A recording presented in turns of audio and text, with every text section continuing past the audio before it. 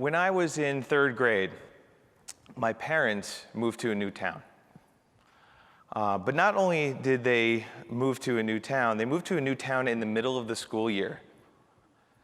So moving to a new town in third grade is hard. Moving to a new town in the middle of the school year is really hard. Moving to a new town in the middle of the school year in third grade, when you have buck teeth, braces, thick brown glasses, and awkwardly curly hair, is impossible. Yet I walked into it with a level of optimism because it was a new beginning. I got to start over. I got a clean slate. Maybe these new kids wouldn't see the same thing that the kids in my old school saw. And for those of you in the back, you can get a better look.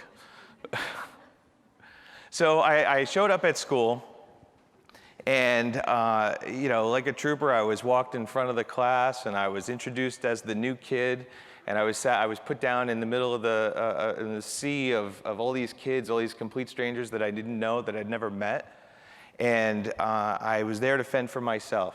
I didn't know anybody. I was scared. And so fast forward a couple of hours, I'm at lunch, and I'm sitting in the playground, and the most popular girl in our class comes walking up to me. And just to give you an idea of how naive I am, I'm thinking, this is great. Like, this is my chance. I get to change everything right now. I'm going to be one of the popular kids. And so she introduced herself by walking up to me with a big smile on her face, and she said, "Hi, you're pretty." And before I could comprehend the verbal punch in the face I was about to get, she completed the sentence, "Pretty ugly," and she walked away. High-fiving all of her friends, they're laughing, and the whole group of kids walking away celebrating that they had just completely broken me down. I turned around, and there was nobody there. I didn't know anybody. There was nobody there to tell me that she does this to all the kids. There was nobody there to tell me that she was a bitch. There was nobody there to tell me that she was wrong. And so it must be true, right? Because that's what we do. And so I assumed this identity called pretty ugly. And for the next 30 years, I was afraid of rejection. I was alone. I felt depressed. I was introverted, low self-esteem, shy. I hated myself because of this stupid little comment that this girl had made. An 8-year-old had held me back from, a 20, 30-year-old man, from my career, from who I was. She dictated how I was going to live my life. And this story played in my head over and over and over again. Pretty ugly, pretty ugly. Every time I had a chance to step outside my comfort zone, pretty ugly. And that became my motto. It became who I was. It was my identity for 30 years. And it wasn't until a couple years ago that I went to a personal development seminar.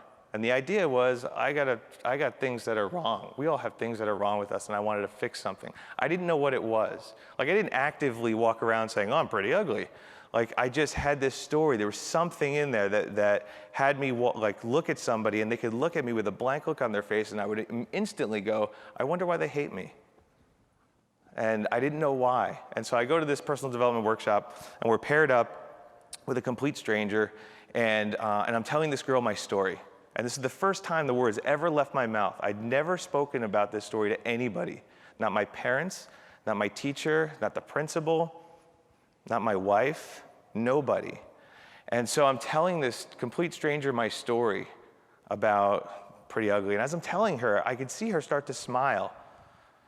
So I was like, that's kind of rude. And so she's by the end of this thing, she is lit up like a Christmas tree. And now I'm like inside, it's just making everything that I feel that much worse. Like, because it must be true. Like, it's true. Here's, I'm telling another person the story. I'm being vulnerable. I'm giving this to somebody, and she's laughing at me, and I had to say something. I was like, you have no idea. I know it sounds ridiculous, but you don't understand how much this hurts, and you're laughing at me. And she said, I'm not laughing at you. And she proceeded to tell me her story. Now, her story was she was a very bubbly, very happy, very, light and airy, easy breezy kid growing up. And so her dad, in the most loving way possible, meaning no harm, nicknamed her Ditz. And it was just a cute little nickname because she was just this bubbly personality. And he meant well by it. And she spent her entire life thinking she was stupid because of it. She wasn't bullied. She assumed this personality because of something that somebody else said, that she created this story and turned it into something else. And she told me this story, broke down, and that was the first time, that was the day that I began to heal. That moment, I said, wow, like I'm not alone in this. I always thought I was alone. I always thought that I was carrying this thing, and it was just me. And so over the next couple of months, I started looking at this, and I started picking it apart and figuring it out and making it better. And I realized that I don't have to be this person anymore, and so I started to heal. And then at one point, I had drummed up the courage to write about it on my blog.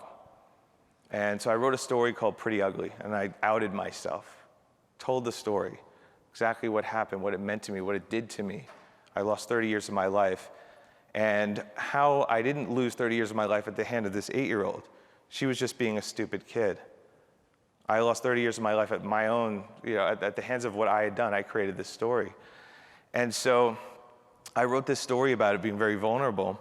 And within a couple of weeks, I had received nearly 100 stories from people all over the world. Stories that told their truth, that this is what I was called, or this is what I believed, or this is who I thought I was. And they were all completely different, but they were all exactly the same. Sometimes it was a teacher, sometimes it was another student, sometimes it was a parent, sometimes it was a nickname, sometimes it was something violent. Sometimes it was, when they were young. Sometimes it was when they were old. Like, those were just semantics. It was all the same story over and over again. Something happened, they turned it into something else, and then assumed that identity, and it started affecting changes that they made in their life. So as I started, realizing this and thinking about this, I realized I wasn't alone. And so I started picking out and reaching out to people and talking to people to find out what their pretty ugly story was. And I didn't want it to end with me. Like, it couldn't end with me. Like at first it was therapeutic for me to read these and to connect with all these folks. But better than that would be, how do we bring this to the public? How do we take today's youth and make them understand that they don't have to live under these assumptions of who they are based on what somebody else said or the stories that are going on in their head? How can they break this chain and be who they're meant to be and not who somebody else dictated them to be? And so that became my mission. How can I do this? How can I turn this into something? And so I started collecting these stories, and my goal is is now the Pretty Ugly Project. And what I want to do with this is I want to take these stories, these empowering stories, not these depressing stories of, hey, this is who I thought I was. It's these empowering stories of, this is who I thought I was, and this is how I overcame it. So we can teach our kids that they don't have to live this way. And so I'm putting together a book of all these stories. And my goal is within 1 year to donate 10,000 books to libraries all over, and libraries and schools all over the country, to have a website that kids can get the resources that they need to realize that they're not alone, an anonymous place for them to leave their story and for them to tell their truth and get it out of their system and know that they're not alone. Because what this looks like for me was depression, it was being alone, it was being introverted, it was not being as successful in my career as I could have been, it was having a hard time meeting girls when I was in high school and everybody else was dating. It turned into all of those things. For other kids, it looks like depression. It looks like suicide. And things that you know, as adults we look at and say, my God, why would somebody who's 12 commit suicide or even consider committing suicide? But this is why, because we have these programs that talk about getting rid of bullies. We're going to treat the bully problem from the bully, and we're going to get rid of it. We're going to educate our bullies and get them to stop. We're going to punish the bullies and get them to stop. But nobody is talking to the kid that was bullied, the aftermath of what had happened, the stories that they created, the problems that are caused by the damage that you've now stopped, but you haven't treated the result of that. And so that's what we plan on doing with the Pretty Ugly Project. And so my challenge to you, because we all have a story, is to go to theprettyuglyproject.com, share your story with us, and let's see if we can change this. Thank you very much.